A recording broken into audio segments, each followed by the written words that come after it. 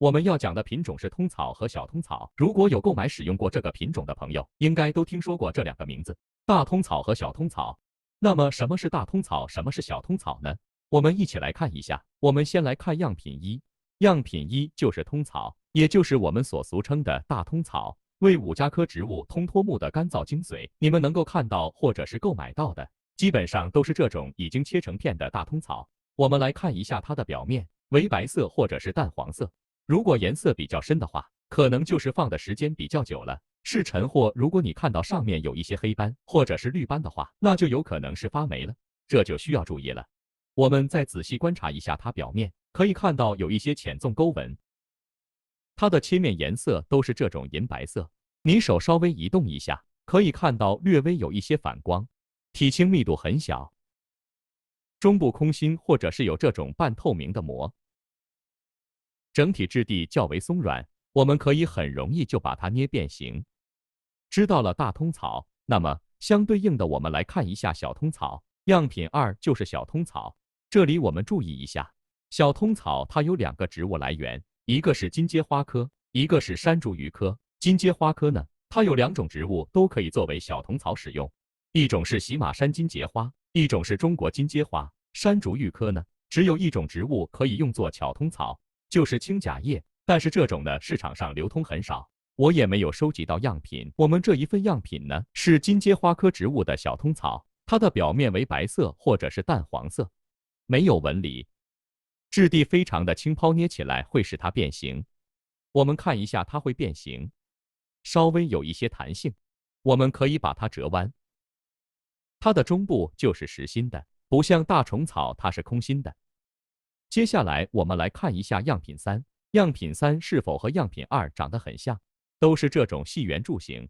但样品三呢，它是小通草的伪品，它叫做绣球小通草，它是虎耳科绣球属植物，云南绣球的干燥茎髓。我们来两个对比一下，看一下怎么鉴别它的真伪。我们从以下几点进行鉴别。第一点，它的硬度。我们刚才捏正品小冬枣的时候，我们要用两个手用力的去捏，才能让它去变形。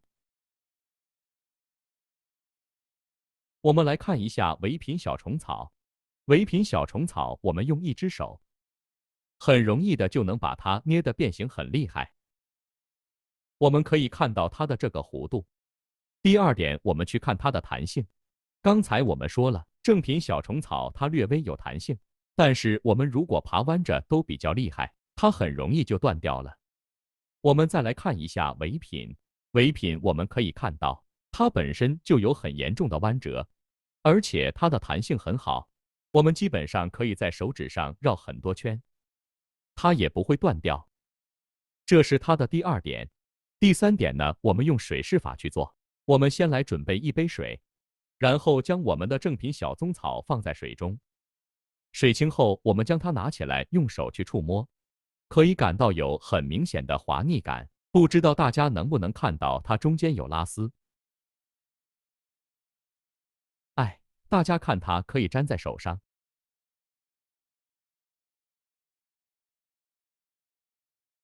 我们再拿一些纸片试一下，我们可以看到它很容易就把纸片粘起来了。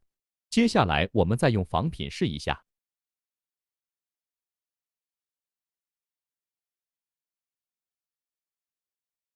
仿品浸水后，它没有任何的滑腻感，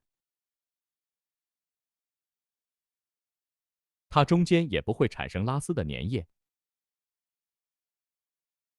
同样的，我们用它去粘下纸，我们可以看到它粘不起来。这就是我们鉴别真伪的第三点，是用水试法去测。最后呢，我们来看下样品四。样品四呢，它既不是通草这一类的，然后也不是通草的伪品。为什么要把它放在一起去讲呢？因为有很多朋友会去把它和小通草进行对比，说它和小通草长得很像。我们把它们放在一起，大家看一下还像吗？有很大的差异。好，今天视频到此结束，感谢大家观看。